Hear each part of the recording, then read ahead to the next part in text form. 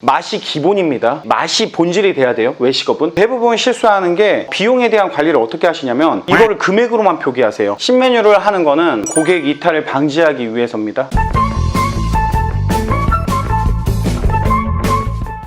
자, 네 번째는 이렇게 이야기할게요. 스마트 플레이스 관리. 마케팅을 몰랐어요. 마케팅의 맞자도 몰랐는데 요즘에 트렌드가 빠른 이 현 시대에 또 다양한 플랫폼이 존재하는 사회에 살고 있잖아요. 다양한 것들을 적응하지 않으면 제가 매장 운영에 뒤처진다는 걸 알게 되더라고요. 그래서 스마트 플레이스를 관리하면서부터 저희는 매출이 분명히 올랐고 사람들이 스마트 플레이스로 예약하는 것들을 보고 스마트 플레이스의 노출이 정말 중요하다는 걸 맥형이 알게 되었습니다. 근데 이게 특징이 있어요. 고객이 찾아올 수 있는 아이템을 해야 스마트 플레이스가 제대로 활용이 되지, 고객이 찾아오는 아이템이 아니면 그냥 입가심하기 위해 들리는 맥주집을 창업한다면 사실 스마트 플레이스의 관리는 오히려 크게 작용하지 않을 수 있습니다. 어쨌든 스마트 플레이스는 누구에게나 도움이 된다는 사실은 뭐냐면은 그 지역의 맛집으로 스마트 플레이스가 노출이 되었을 때 이 파급력은 상당합니다. 맥형도 맛집 상단에 당산 맛집, 당산역 맛집 첫 번째에도 떠 있었거든요. 근데 뭐 한 일주일 되니까 한 세 번째, 네 번째로 막 내려가더라고요. 근데 어쨌든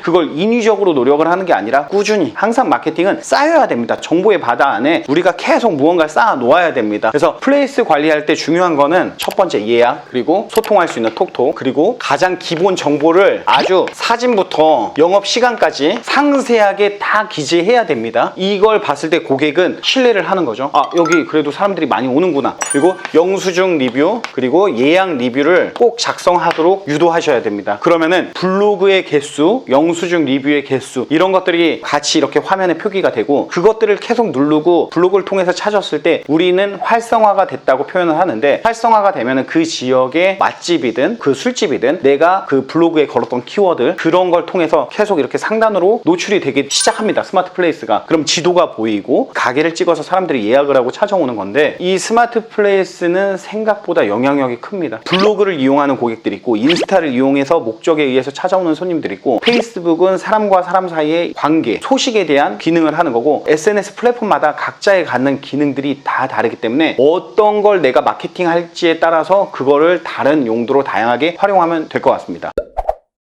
자, 다섯 번째, 콜링백이라는 게 있어요. 콜링백 서비스라는 걸 맥형이 이용하는데, 지금도 사실 과거의 직영 매장들을 직원들한테 맡겨서 많은 손해를 봤었고 운영이 제대로 안 됐었고 관리를 한다고 나름 노력했지만 부족한 점이 되게 많았습니다. 그래서 지금은 현재 맥형이 다 전화 응대하고 예약 정보 받아서 직원들한테 공유를 하고 있는데, 그러면서 이제 더 매장의 고객들이 어떠한 의미로 우리 매장을 찾는지를 알잖아요. 주차장 있어요 물어보면 멀리서 오는 손님이잖아요. 영업시간 물어보는 손님들도 상당히 많고, 또 우리 가게에 재방문이 아닌 신규 고객들이라는 걸 상당히 많이 느낍니다. 그러면은 맥형이 이제 이 콜링백 서비스를 통해서 완벽하게 해결하지 못한 부분, 예를 들어 영업시간 물어보면 영업시간만 안내하게 되잖아요. 그러면 그것만 듣고서는 또 우리 가게 안 올 수도 있잖아요. 그러면은 어떻게든 방문을 다음에 하고 싶게 만들 수 있게 한 장치가 콜링백 서비스입니다. 콜링백은 문자인데 통화하고 나서 고객한테 자동적으로 문자가 가는 겁니다. 물론 문자를 안 보낼 수도 있어요. 제가 바로 그걸 yes, no만 클릭하면은 문자가 가거나 안 가거나 하는데, 이쁘게 한 페이지로 이미지 넣고 디자인해서 우리 매장의 장점, 영업시간, 궁금해하시는 주차장 관리, 주차 문제, 이런 부분을 통화 후 이미지를 받아서 그걸 읽어봤을 때 충분한 정보가 될 수 있다고 생각해서 이 콜링백 서비스를 하는데 상당히 괜찮습니다. 고객한테 물어보고 안 올 수 있는 사람한테도 어떻게 보면 다음에 한번 방문하고 싶은 기회를 만드는 거라고 맥형은 생각을 하고 있습니다. 여섯 번째, QSC 카드, 고객 소리함이라는 카드가 있는데, 이거를 저희가 정말 오랫동안 하고 있어요. 근데 이제 이걸 하면서 정말 큰 도움이 되었고, 입이 마르도록 지금 영상에서 한 세 번째 말을 하고 있는 것 같습니다. 이걸 무조건 하십시오. 고객은 맛없어도 우리한테는 잘 먹었습니다 하고 나가는 게 이제 손님이고 고객인데, 그들의 생각을 즉각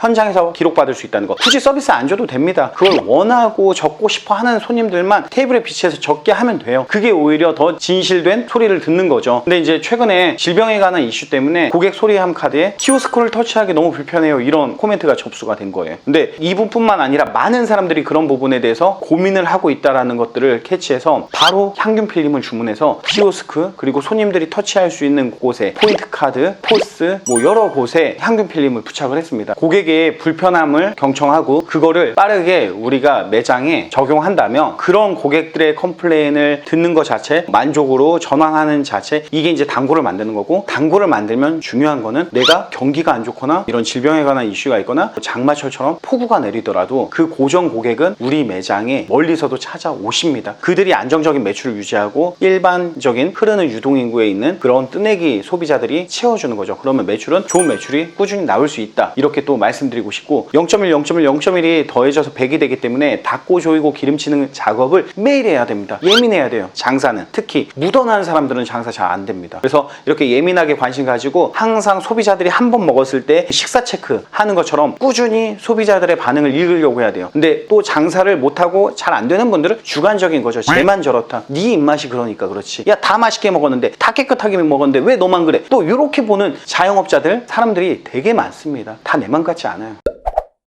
7번째, 영업시간 전체를 효율적으로 관리하자. 이 부분이 정말 중요한 부분인데 이게 이제 스윙 타임이라고 해서 사람 없을 때, 피크 타임이라고 해서 사람 많을 때 이 시간별로 있잖아요. 뭐 어떤 아이템이든. 근데 우리는 그걸 비어있는 시간을 인정해버리면 안 됩니다. 맥형도 과거에는 그랬지만 현재는 그렇지 않는 이유는 뭐냐면은 그 빈 시간 어떻게 하면 소비자들이 찾아올까? 맥주집의 피크 타임이 6시, 7시인데 이 이전의 손님들을 어떻게 채울까? 뭐 그 이전에 막 무료 서비스, 공짜, 할인 뭐 다양한 것들을 많이 해봐 죠. 근데 고객들은 오나요? 오지 않죠. 그래서 저희가 했던 거는 예약이 그 시간에만 가능하도록 했습니다. 이른 시간에만. 그리고 이른 시간에 예약한 손님들이 찾아왔을 때 그 예약석을 누구보다도 대접받는 자리처럼 그 공간을 만들어줬습니다. 소비자들이 느끼는 가치는 서비스 하나 줘서 이렇게 하는 것보다 대접받는 듯한 느낌을 받는 게 더 가치 있고 그런 것들은 또 찍어서 많이들 올리고 계시거든요. 그래서 예약 시간을 이른 시간으로 활용해 가지고 하고 처음에는 저희가 영업시간 막 4시였었어요. 오후에 1시에도 해보고 근데 평일에 1시에 해보니까 인건비만 나가고 손님들이 그렇게 오지 않습니다. 그래서 평일에는 3시에 영업을 하고 주말에 금토는 1시 영업을 하기 시작했거든요. 1시부터 4시까지 매출을 30에서 50만 원을 팔고 들어가는데 이런 것들도 엄청 큰 도움이 됐습니다. 매출을 올리는데. 그래서 이른 시간에 고객이 찾아올 수 있는 가치는 예약을 하고 예약 손님을 대접하라. 대접할 수 있는 그런 분위기를 만들어줘라. 이게 좋은 포인트가 될 것 같습니다.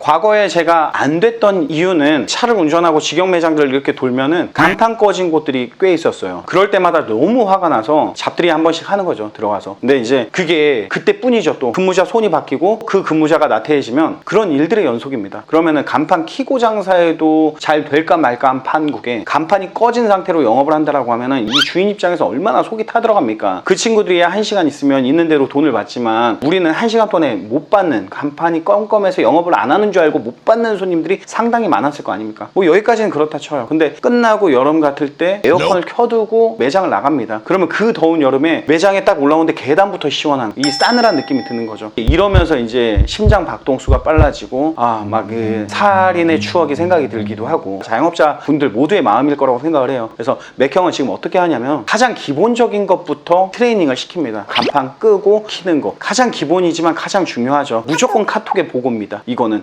그리고 탄산압과 저희 냉장고 온도가 되게 중요하거든요. 그리고 피자의 발효 날짜가 정말 중요합니다. 이 발효가 하루 차이에서도 맛이 달라지거든요. 또 온도에 따른 발효가 날짜 차이가 나기 때문에 예민하게 또 관리를 하고 있는 겁니다. 그런 것들을 매일매일 직원들이 우리 톡방에서 공유를 하는 거죠. 그리고 주류 같은 경우도 문제가 많습니다. 공병 반환금이라고 빈통을 주고서는 돈을 반환 받는 건데 빈통이 5개 나왔는데 가져가는 사람이 3개 나왔다고 적는 거죠. 뭐 실수일 수도 있어요. 근데 이런 일들이 비일비재해지면 특히 주인이 관리하지 않는 곳에서는 아르바이트들이 그런 거 일일이 내 거라고 생각하고 체크하지 않는다면 이런 것 또한 엄청난 손해가 되는 거죠. 그래서 지금은 공병 회수함이라는 것들을 만들어서 마감조가 얼만큼 남았는지를 체크하고 오픈조가 그 전표에 있는 것들을 체크해서 맞춰봅니다. 그래서 이런 것들을 꾸준히 매일 하도록 했어요. 그래서 기본적으로 놓치면 손해이고 놓치면 매출에 직접적인 연관성이 있는 것들은 무조건 기록하게 해가지고 하나의 시스템을 만들어서 운영을 하고 있습니다. 이 사이에서 이제 직원들은 올바른 소통을 하게 되는 거죠.